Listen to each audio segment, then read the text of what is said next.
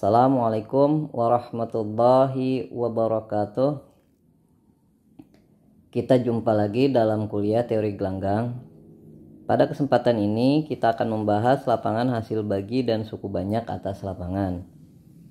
Ini merupakan kelanjutan dari mata kuliah sebelumnya, itu terkait klasifikasi gelanggang. Pada bagian ini kita akan membahas mengenai pengertian dari lapangan hasil bagi beserta contohnya, dilanjutkan dengan materi suku banyak, khususnya dalam hal ini adalah suku banyak atas lapangan. Coba Anda perhatikan relasi pada himpunan D silang S. Ini adalah produk himpunan pada himpunan daerah integral D, ya. Misalkan D adalah daerah integral dan S adalah himpunan D tanpa unsur 0. Kita ambil pasangan terurut A dan B, lalu kita ambil pasangan terurut C dan D pada himpunan D silang S, ya. Kita ambil pasangan terurut A dan B, lalu pasangan terurut C dan D, ya. Nah, kita definisikan relasi pada himpunan D silang S ini sebagai berikut, ya. Pasangan terurut A dan B dikatakan berelasi dengan pasangan terurut C dan D pada himpunan D silang S ini ketika AD sama dengan CB, ya, sama dengan. Nah, relasi ini merupakan relasi ekivalen dengan kelas ekivalen yang memuat AB kita tulis sebagai siku AB, ya. Nah, himpunan siku AB ini tidak lain adalah kelas yang memuat pasangan terurut pasangan terurut A dan B, ya. Jadi siku AB ini tidak lain adalah himpunan yang memuat pasangan terurut A dan B, karena ini tidak lain adalah pasangan terurut C dan D yang berelasi dengan AB, ya, sehingga dia memuat pasangan terurut A dan B itu sendiri, ya. Kelas-kelas ekivalen ini kita himpun, ya, dan kita namakan himpunannya sebagai DS inverse. Jadi DS inverse ini adalah himpunan dari siku AB, ya. Seperti kita ketahui adalah siku AB itu tidak lain adalah kelas ekivalen yang memuat pasangan terurut A dan B, ya. Himpunan DS inverse ini ketika kita lengkapi dengan operasi jumlah dan operasi kali secara berurutan seperti diberikan pada dua baris ini, yaitu siku AB dijumlahkan dengan siku CD, ini tidak lain adalah siku AD plus CB, AD plus CB, BD, ya. Lalu definisi kalinya adalah siku AB dikalikan dengan siku CD tidak lain adalah siku AC BD, ya, seperti Anda lihat pada layar. Nah, ini strukturnya adalah lapangan. Nah, karena himpunan DS ini memiliki struktur lapangan, tentu saja DS ini harus memenuhi atau harus membentuk gelanggang komutatif. Nah, untuk gelanggang komutatif Anda coba sendiri, ya, karena sudah kita bahas pada bagian sebelumnya. Nah, pada bagian ini Bapak akan menunjukkan syarat-syarat sisanya, yaitu bahwa si DS inverse ini memiliki unsur 0 memiliki unsur kesatuan, lalu setiap anggotanya memiliki negatif, lalu setiap anggotanya memiliki inverse. Untuk anggota tak nolnya ya, anggota tak nol dari DS inverse ini memiliki inverse kali ya. Kita perhatikan satu persatu nih. Pertanyaannya, apa unsur 0 di DS ya? Unsur 0 di DS inverse ini. Lalu pertanyaan berikutnya, apa unsur kesatuan di DS inverse ini ya, di DS inverse ini. Nah, pertanyaan berikutnya lagi adalah negatif dari siku AB ini apa ya. Pertanyaan berikutnya lagi adalah inverse dari siku AB itu apa ya kan. Nah, ketika ini semua terpenuhi, lalu gelanggang ini udah kita tunjukkan dia adalah gelanggang komutatif ya, berarti kita bisa mengatakan bahwa si DS inverse ini adalah suatu lapangan. Nah, sekarang kita bahas apa unsur nolnya, lalu apa unsur kesatuannya, negatif setiap unsurnya apa, dan inverse setiap unsur tak nolnya apa ya. Sekarang kita akan tunjukkan bahwa unsur nolnya itu apa ya. Kalau kita pilih unsur dari 0, katakanlah di sini B, 0, B. Nah, B-nya anggota bilangan, himpunan apa ini? Himpunan S ya. B-nya anggota himpunan S. Nah, sekarang kita jumlahkan. Ini biar tidak tukar, karena di sini ada AB, kita ambil unsur sembarang yang lainnya, katakanlah CD ya. Kita ambil sembarang CD ya, anggota dari DS inverse ya. Kita jumlahkan dengan 0, B ya. Ini CD-nya sembarang, 0, B-nya juga sembarang ya.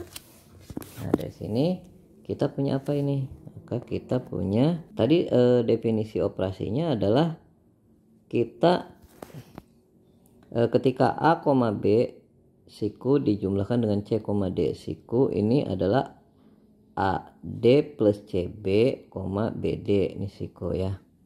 Jadi AD itu ya berarti terluar, dikalikan, ditambahkan dengan terdalam. Nah, gitu. Ya kan? Berarti di sini kita yang terluarnya berarti C dengan B, ya kan? Nah, C dengan B. Berarti kita punya CB ditambah terdalam 0 dengan D, ya kan, berarti 0 kali D, lalu koma.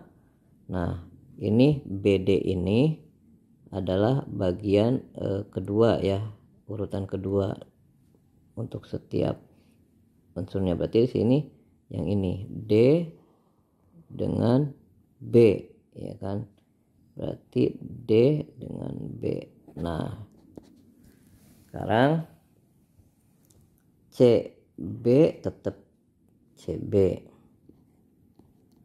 ya kan, lalu 0 D kan 0 ditambah CB tetap CB. Oke, jadi CB. Lalu sekarang DB. Nah, gitu. CB DB itu akan sama dengan C, D. Kenapa? Karena dia di sini kita punya katakanlah CB ini akan sama dengan CB ini berelasi dengan CD. Di sini akan kita tunjukkan bahwa CB, DB. Kenapa? Karena CD itu adalah himpunan katakanlah E, F, sehingga E, F ini berelasi dengan C, D. Nah, ya, ini definisinya. Lalu kenapa ini sama dengan yang ini? Karena C, D ini berelasi dengan CB, DB. Berelasi ini karena berlaku tadi relasinya hasil kali silang ya. Karena ketika kita silangkan ini yang atas dengan yang bawah, C dikalikan dengan DB itu sama dengan yang ini D dikalikan dengan yang ini CB. Benar tidak? Ini CDB, DCB sama kan? Sehingga dia berelasi. Karena berelasi dia berada berada di kelas ya. Yang ini berada di kelas yang ini. Begitu juga yang ini. Sehingga kita katakan sama. Nah, seperti itu ya. Nah, jadi dengan kata lain dapat disimpulkan bahwa C, D ditambah 0, B adalah apa? Tadi CB ditambah 0D, DB ya. DB sama dengan CB, DB ya. Ini sama dengan tadi udah dibuktikan bahwa CB, DB tidak lain adalah C, D. Nah, sama. Jadi di sini berarti memenuhi ya yang luas kirinya. Jadi CD ditambah 0, B sama dengan C, D. Di sini dapat kita simpulkan bahwa dia memenuhi identitas kirinya. Sekarang kebalikannya ya, kita yang sebaliknya. 0, B ditambah C, D ini sama dengan kita punya 0 kali D ditambah ini C kali B ya, C kali B, ini B, D ya. Nah, siku ini kemudian adalah 0 kali D kan 0, ini tinggal CB, B, D ya. Ini akan sama dengan CB, D, B ya. Akan sama dengan apa? C, D ya. Akan sama dengan C, D ya. Berarti dari sini dapat kita katakan bahwa 0, B ini adalah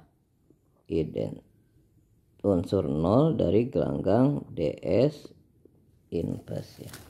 Nah, di sini B-nya adalah anggota dari S ya. Jadi B-nya sembarang ya.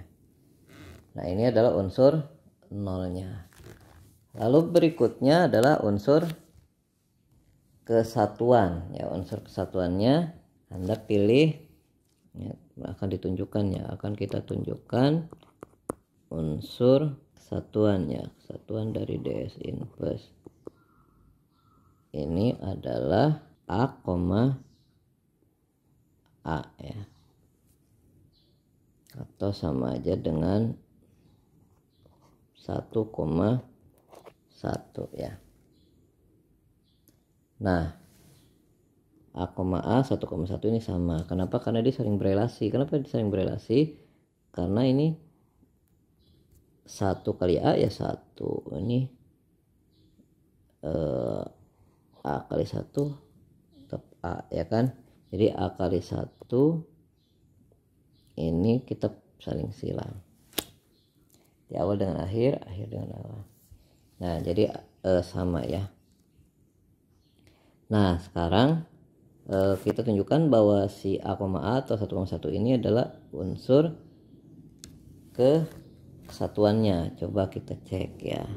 Kita cek, kita ambil katakanlah C, D, kita kalikan dengan 1,1. Nah, untuk perkaliannya kan kita di sini AC berarti yang sejenis ya, kolom pertama, kolom kedua dengan kolom kedua ya kan. Nah, di sini berarti kolom pertamanya ini C dengan 1, berarti C1, lalu kolom keduanya D dengan 1, ini sama dengan C, D, sama ya. Kalau dibalik juga akan sama juga. 1,1 kita kalikan dengan C, D, ini tetap sama.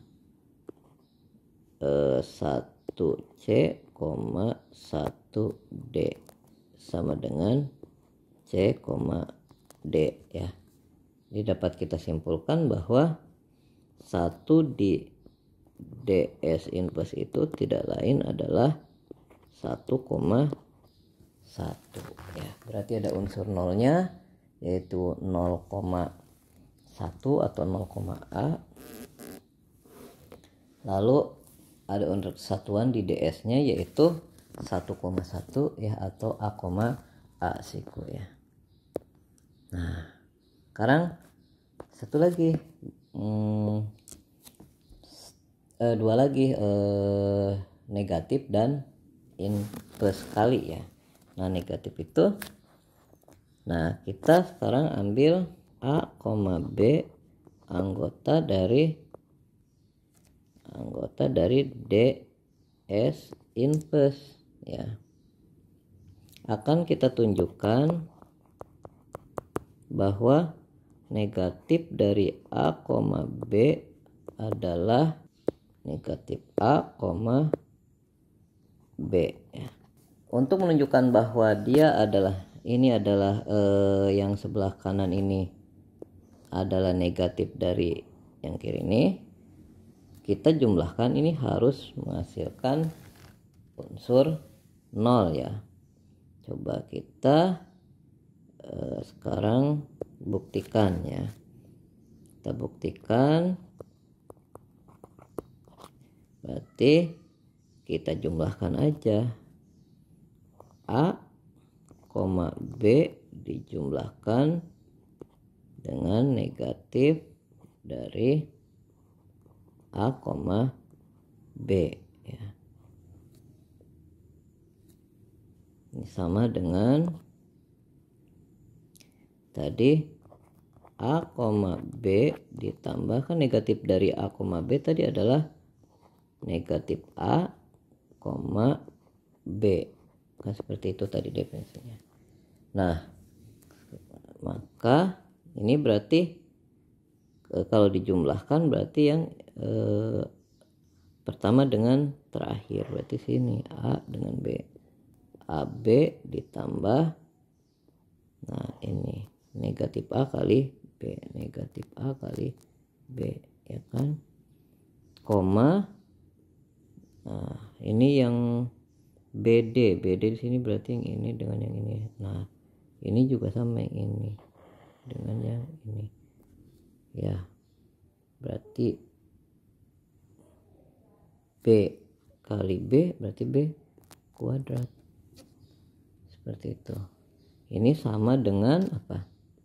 AB dikurangi AB ya 0, B kuadrat. Ini sama aja dengan sama dengan 0,1.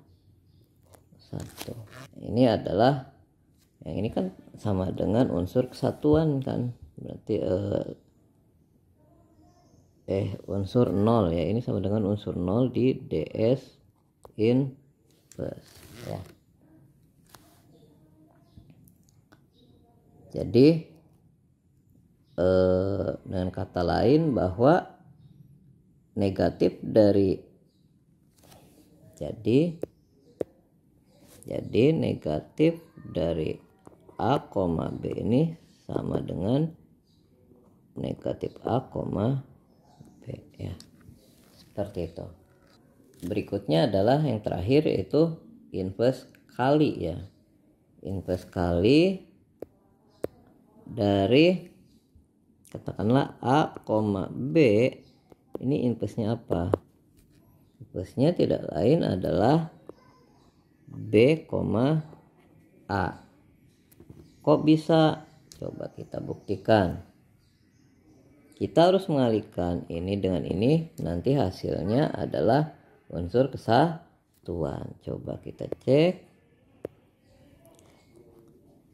A, B dikalikan dengan B, A ini sama dengan, kalau mengalihkan berarti yang lihat ini AC ada di sini, ini BD ada di sebelah situ ya, berarti bersesuaian.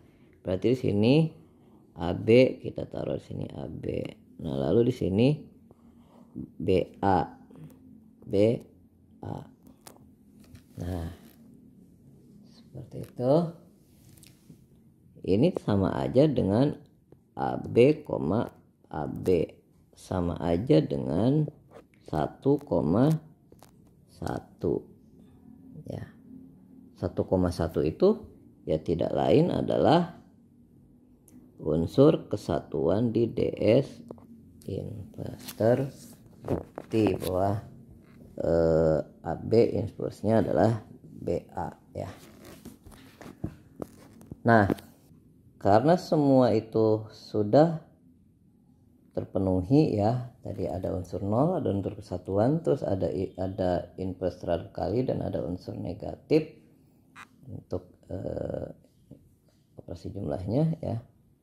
Jadi jelas bahwa si ds inverse ini adalah suatu lapangan ya. Nah, sehingga kita bisa mendefinisikan seperti ini. Misalkan diberikan lapangan ds inverse dengan operasi seperti tadi ini, yang ini ya, operasi yang ini, maka lapangan ds ini adalah lapangan hasil bagi atas daerah integral. Lapangan semacam ini kita katakan sebagai lapangan hasil bagi ya. Nah, contohnya di sini adalah bilangan rasional. Ini adalah lapangan hasil bagi atas daerah bilangan bulat Z. Nah, coba Anda perhatikan relasi berikutnya. Anda ambil katakanlah A per B anggota bilangan rasional.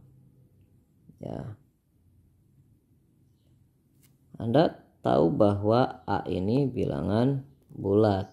Anda juga tahu kalau B ini adalah bilangan bulat. Kenapa? Karena bilangan bulat tak nol, ya kan? Karena bilangan rasional itu pembilangnya harus bulat dan penyebutnya adalah bulat tak nol, makanya dia anggota set nol. Nah, ya kan? Dengan ketika kita tulis A per B ini menjadi A, B ya, ini adalah anggota dari Z silang Z min 0 ya kan. Yang Z ini adalah D, yang Z min 0 ini adalah S nya, seperti ini ya kan. Nah, Anda perhatikan tuh, sama kan. Cuman kalau ini ditulisnya dalam pasangan terurut, kalau ini adalah dalam bentuk pecahan seperti itu. Nah, ini kita ambil contoh, katakanlah 2/3 dengan 2/3 itu sama dengan 4/6. Ini sama. Kenapa? Karena 2 dikali 6 sama dengan 3 kali 4. Ya. 2 kali 6 sama dengan 3 kali 4 ya. Sehingga dia adalah berelasi. Makanya kita kalau di sini apa namanya? Kalau di bentuk D seperti ini tidak ada yang berulang kan bilangannya. Kalau di sini, kalau di bilangan rasional ini ada bilangan yang ditulis berulang. Contohnya 2/3 dengan 3/6 kan kita tulis berulang di sini. Ini pun bilangan rasional, padahal ini adalah sama ya. Kalau menurut ini definisi seperti ini. Unsur kesatuan dikit itu adalah 1. Nah, ini sama aja dengan 1/1, 2/2 dan seterusnya, A/A. Sama tadi seperti Bapak sebut di sini. Nah, unsur nolnya adalah nolnya sama aja dengan 0/A. A-nya berapapun ya. Kalau di sini ini ditulis sebagai 0,A seperti yang tadi Bapak jelaskan. Kalau yang unsur kesatuan itu ini ditulisnya adalah 1,1 atau A, A ya. Seperti itu. Jelas ya? Jadi di sini himpunan bilangan rasional ini adalah lapangan hasil bagi atas bilangan bulat. Nah, Anda bisa mencoba ketika D-nya diganti dengan apa? D-nya kita ganti dengan katakanlah bilangan real. Kan bilangan real juga dari integral. Nah, kalau Z-nya kita ganti dengan bilangan real, maka kita perolehnya apa di sininya? Lapangan hasil baginya apa namanya? Nah, Anda bisa mencobanya sendiri ya. Sekarang kita masuk ke suku banyak ya. Misalkan F adalah suatu lapangan dan X menyatakan peubah tak tentu, Px kita tuliskan sebagai A0 ditambah A1X ditambah A2X pangkat 2 dan seterusnya sampai ditambah AN X pangkat N. Nah, dengan A0-nya, A1, A2 sampai AN ini adalah suatu unsur suatu lapangan ya. Nah, si F ini, F kapital ini yang isinya seperti itu, ini adalah suku banyak ya. Suku banyak atas F. Nah, himpunannya kita sebut sebagai himpunan suku banyak. Lambangnya adalah F kapital X ya. Sebagai himpunan suku banyak. Kalau yang tadi ini PX-nya adalah suku banyak, ini adalah himpunan suku banyak ya. Contohnya adalah katakanlah kita ambil F-nya itu adalah apa? F-nya adalah bilangan bulat ya. Kalau F-nya bilangan bulat, maka kita punya apa? Punya Z EX. Nah, kalau kita ambil satu anggota ZX, ya satu adalah anggota ZX. Karena satu adalah memenuhi bentuk seperti ini. Dengan apa? A0-nya 0, A0-nya sama dengan 1, A1-nya 0, A2-nya 0 dan seterusnya ini 0. Jadi yang tidak 0 yaitu hanya A0-nya saja sama dengan 1. Ya. Lalu apakah 2X anggota dari ZX? Ya. Kenapa? Ya, karena di sini kita punya bentuk seperti ini dengan A0-nya 0, A1-nya adalah 2, A2 dan seterusnya 0 ya. Jadi itu juga suku banyak juga.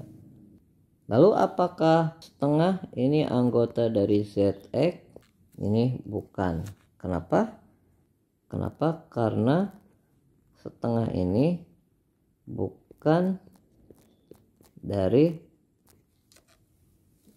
bilangan bulat ya, bukan anggota bilangan bulat, sehingga setengah tentu saja bukan konstanta di ZX. Jelas ya. Nah, lalu penulisan PX ini bisa kita singkat ya menjadi seperti ini nih ya. Anda sudah tidak asing lagi lah istilah ini ya. Jadi kita sederhanakan sehingga kita nulisnya tidak terlalu panjang.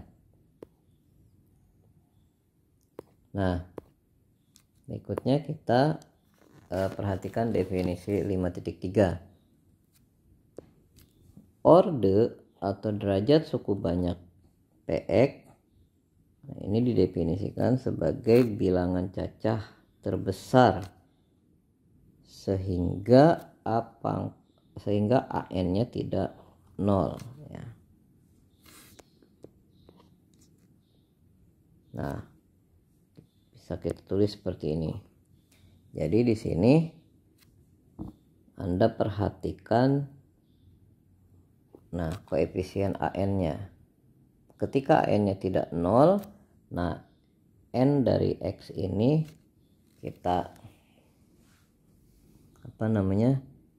kita sebut sebagai derajat dari PX ya.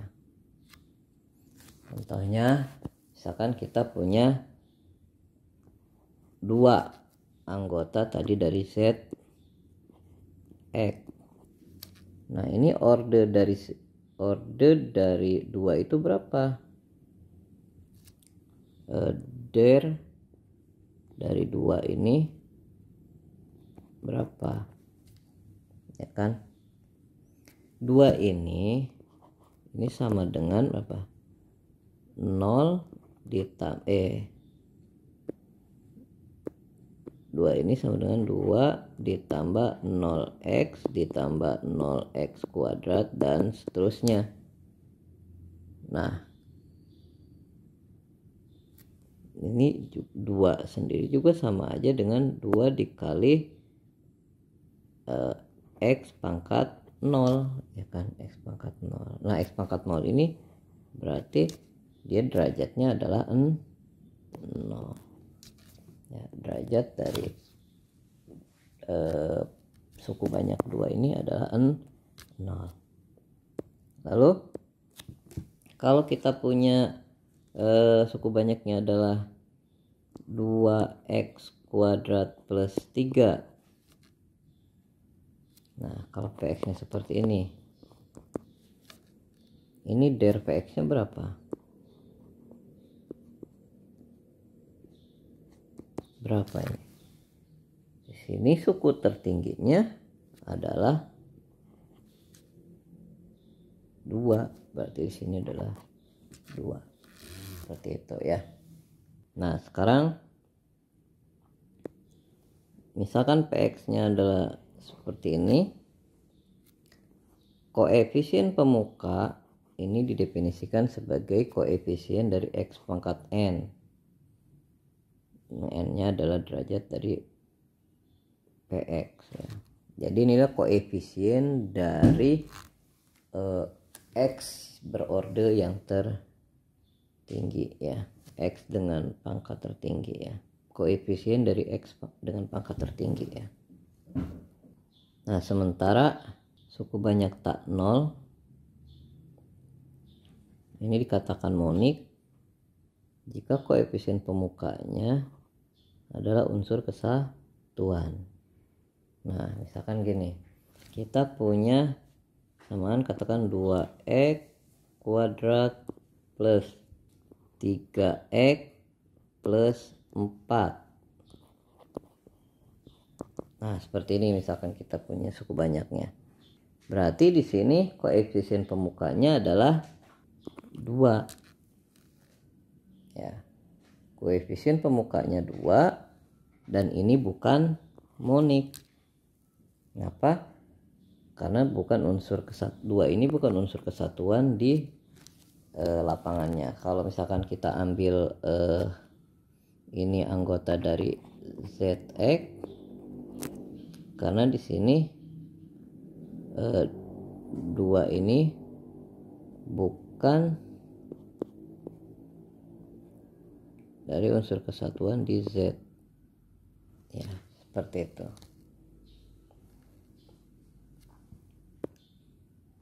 Nah, jelas ya. Sekarang kita perhatikan anatomi dari suku banyak ya. Sini yang ini katakanlah Px itu adalah A0 ditambah A1x ditambah A2x kuadrat dan seterusnya sampai ditambah AN x pangkat N. Nah, A0 ini kita sebut sebagai konstanta. Sementara X0, X pangkat 0, X pangkat 1 sampai X pangkat N ini adalah peubah tentu. Nah, N ini adalah orde. Nah, lalu koefisien untuk peubah tentu dengan derajat tertinggi ini namanya koefisien pemuka. Nah, ini semuanya konstanta A1 sampai AN ini adalah koefisien ya. Jelas ya. Nah, contohnya adalah misalkan kita punya suku banyak 0,5x ditambah 2/3 x pangkat 6. Ini adalah anggota suku banyak atas himpunan bilangan rasional. Nah, di sini jelas PX memiliki dua buah suku tak nol, yaitu suku 0,5x dan 2/3 ya. 0,5x suku pertama, lalu 2/3 x pangkat 6 ini suku kedua ya. Jadi ada 2 suku ya. Derajatnya adalah 6. Kenapa? Karena pangkat tertingginya adalah 6. Lalu koefisien pemukanya di sini koefisien dari pangkat tertinggi adalah 2/3. Ini juga koefisien, namun ini pangkat si X-nya tidak tertinggi. Dia hanya 1. Sementara ini 6 ya, seperti itu. Lalu dia bukan monik. Kenapa?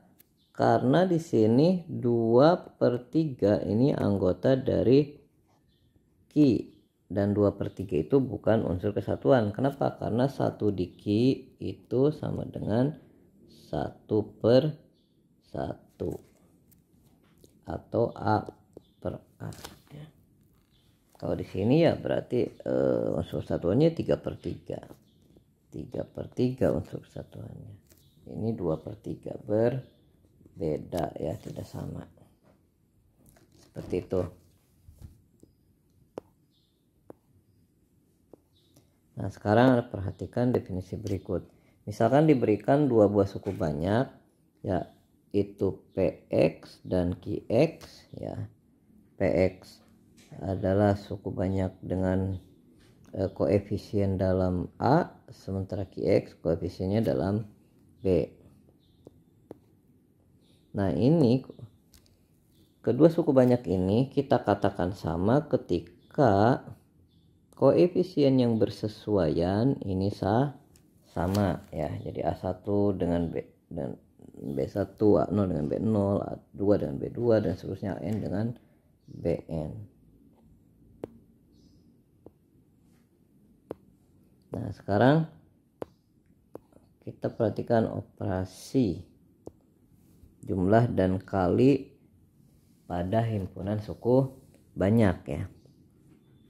Misalkan kita berikan 2 buah suku banyak PX dan QX ya atas lapangan F. Nah, PX-nya kita tuliskan dalam tanda sigma, lalu si Qx juga. Nah ini penjumlahannya itu tidak lain adalah menjumlahkan menjumlahkan koefisien masing-masing suku yang bersesuaian ya. Nah untuk perkaliannya kita definisikan seperti ini ya. Jadi kita ikutin rumus sigma ini ya. Pertama kita kalikan J dengan BI dikurang J ya untuk X pangkat I ya. Hasilnya ini terus kita jumlahkan lagi dengan melibatkan koefisien di I tadi untuk indeks J lalu untuk indeks I. Contohnya misalkan gini ya. Misalkan kita punya X-nya adalah, katakanlah PX-nya adalah 2 plus 3X. Nah Q-nya katakanlah 5 plus 2X. Nah kalau penjumlahan berarti kita menjumlahkan masing-masing koefisien yang bersesuaian ya. Kalau ini juga mengalihkan koefisien yang bersesuaian juga sih. Nah di sini kita jumlahkannya ya berarti yang bersesuaian ini dengan ini ya kan, sesama konstanta 7. Lalu ini sesama variabelnya jadi 5x kan. Jadi kita punya P plus Q adalah 7 plus 5x. Nah kalau untuk perkaliannya berarti kita kalikan 2 plus 3x kalikan dengan 5 plus 2x. Nah ini ya berarti ini dengan ini dikalikan, lalu yang ini dengan yang ini dikalikan, lalu yang ini dengan yang ini ya kan. Lalu yang ini dengan ini udah, yang ini udah. Sekarang yang ini dengan ini, lalu yang ini dengan yang ini, pas semuanya sudah ya. Nah setelah dikalikan tinggal dijumlahkan, itu maksudnya yang ini tuh ya. Jadi kita satu-satu dikalikan sampai yang dari yang kiri sampai ke kanan, yang ini ke sini, yang ini ke sini, terus yang ini ke sini, yang ini ke sini, semuanya sampai mendapatkan pasangan. Setelah itu baru dijumlahkan, seperti itu ya maksudnya. Nah lalu misalkan PX dan QX ini ada dua suku banyak tak nol, maka derajat dari perkaliannya adalah jumlahan masing-masing derajat masing-masing suku banyak tersebut. Contohnya misalkan gini, kita punya PX sama dengan 2 plus 3X. Lalu QX-nya adalah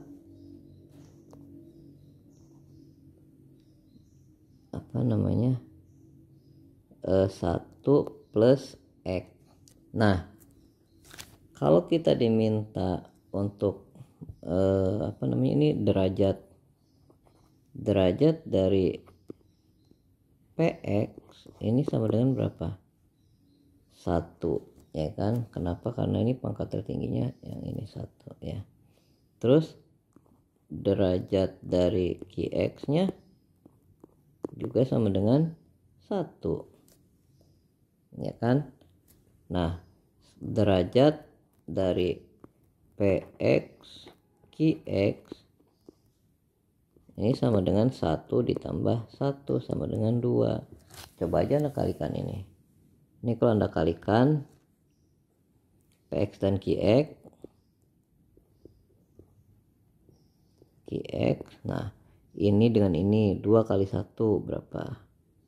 2 kali 1 2 ditambah 2 kali X, 2X ditambah 3X kali 1, 3X,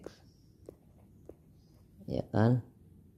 Lalu ditambah lagi, nah 3X dikali X, 3X kuadrat. Nah ini yang tertingginya 2, sama kan. Nah seperti itu ya.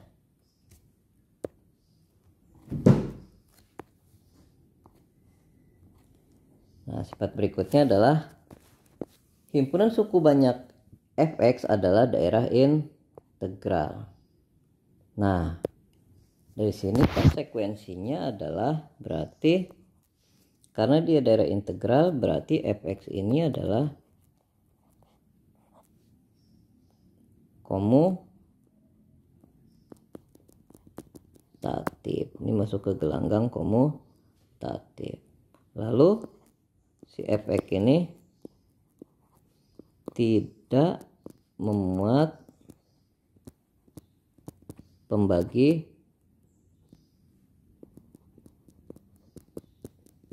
nol. Lalu si fx ini memenuhi hukum pembatalan ya. Jadi konsekuensinya ketika si efek ini adalah daerah integral, maka si efek ini adalah merupakan gelanggang komutatif. Fx juga tidak memuat pembagi nol, lalu Fx memenuhi hukum pembatalan. Gelanggang komutatif ya berarti ketika kita punya anggota Fx katakanlah 2x plus 1, kita kalikan dengan, katakanlah ya, ini contoh saja, katakanlah sebentar, katakan kita punya px, katakanlah kita punya px nya sama dengan x plus 1, lalu kita punya qx nya adalah x min 1, maka ketika kita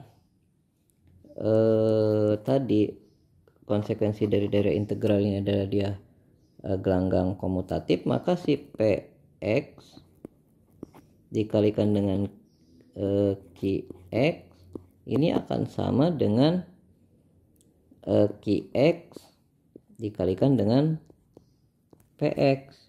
Coba aja Anda cek ini.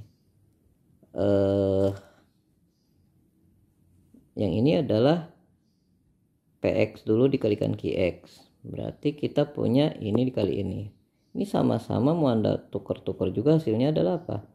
X kuadrat min 1, ya kan? Mau Anda kalikan yang mana dulu juga hasilnya adalah X kuadrat min 1, sehingga ini adalah sama ya. Nah, berlaku hukum tadi tidak memuat pembagi nol. Tidak memuat pembagi nol di sini artinya ketika kita punya Anda tahu bahwa 2 itu anggota dari ZX, 3 juga anggota dari ZX. Nah ini 2 dikali 3 sama dengan 6 ya, tidak sama dengan 0 kan. Artinya ketika kita mengambil anggota ZX manapun, ketika semuanya tidak 0 ya pasti hasil kalinya tidak sama dengan 0 ya, karena di sini 2 tidak 0, 3 tidak 0, dikalikan juga tidak 0.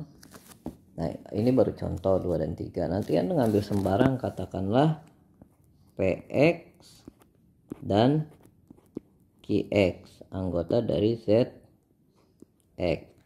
Ketika Anda kalikan px dan qx ini, ketika Px dan Qx-nya tidak 0, ini hasil kalinya juga tidak 0. Kenapa? Karena tidak memuat pembagi 0 ya. Nah, lalu ketika kita punya persamaan katakanlah x kuadrat min 1 sama dengan 0, kita akan bertemu x plus 1 x min 1 sama dengan 0. Nah, karena si x kuadrat min 1-nya ini adalah tadi x kuadrat min 1-nya ini adalah anggota dari zx. Ya, tadi kan kita punya asumsinya di anggota zx. Di sini berarti kan kita tahu zx-nya adalah bukan daerah integral, berarti tidak memuat pembagi 0. Karena tidak memuat pembagi 0, ini sama-sama tidak 0, ketika dikalikan hasilnya 0, pasti salah satunya harus 0. Kalau ini tidak 0, pasti ini harus 0. Kalau ini tidak 0, pasti ini harus 0. Kenapa? Karena daerah integral itu tidak memuat pembagi 0 ya. Berarti konsekuensinya x plus 1 sama dengan 0 atau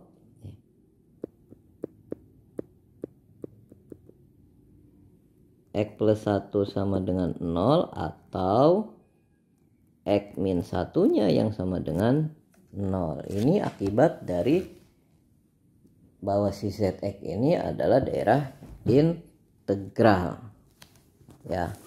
Lalu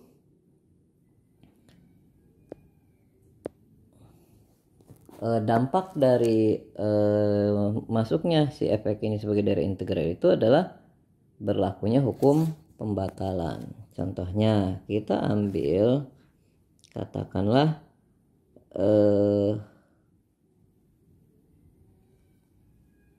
2x plus 10 sama dengan, nah kita punya ini sama dengan 2. Nah, dari sini kan kita punya jadi 2 dikalikan x plus 5 sama dengan 2. Ini kita bisa membatalkan sehingga kita peroleh x plus 5 sama dengan 1. Kenapa kita bisa lakukan seperti ini? Karena baik 2x plus 10 ataupun 2 ini sama-sama anggota dari zx. Ya, ini 2, 10 dan 2 ini adalah bilangan bulat. Ya, makanya ini zx. Sehingga kita bisa batalkan. Oke.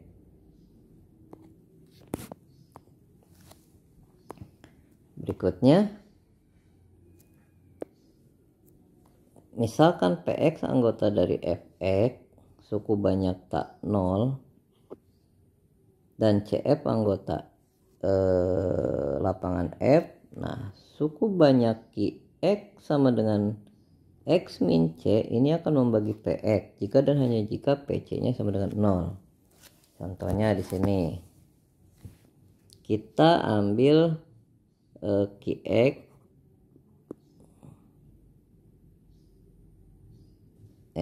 kita ambil px-nya dulu ya.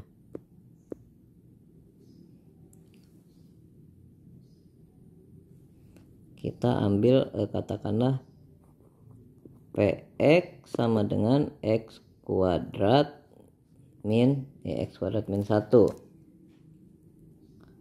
Lalu kita ambil qx-nya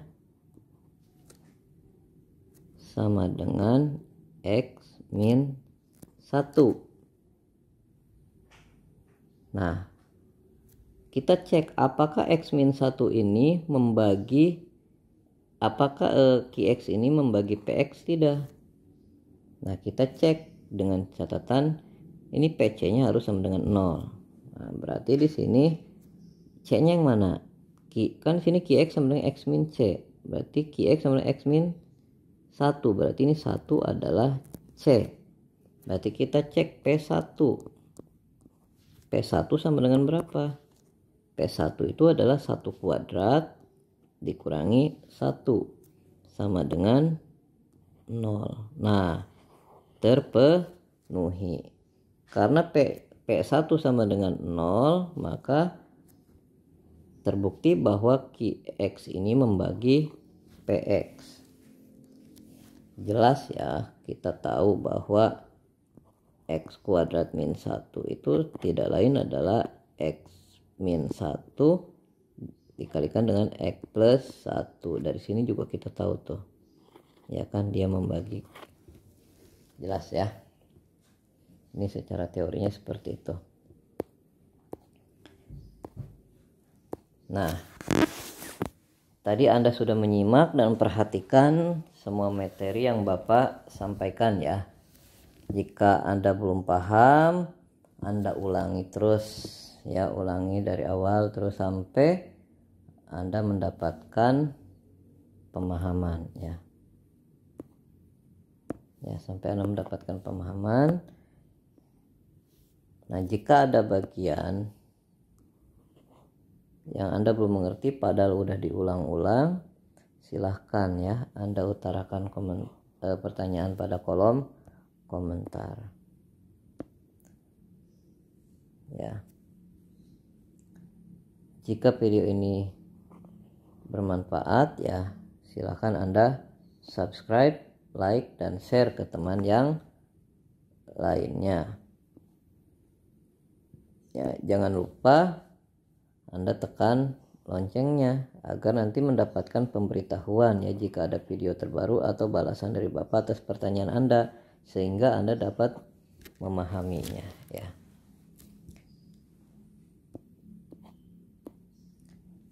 Terima kasih dan sampai jumpa di sesi lainnya.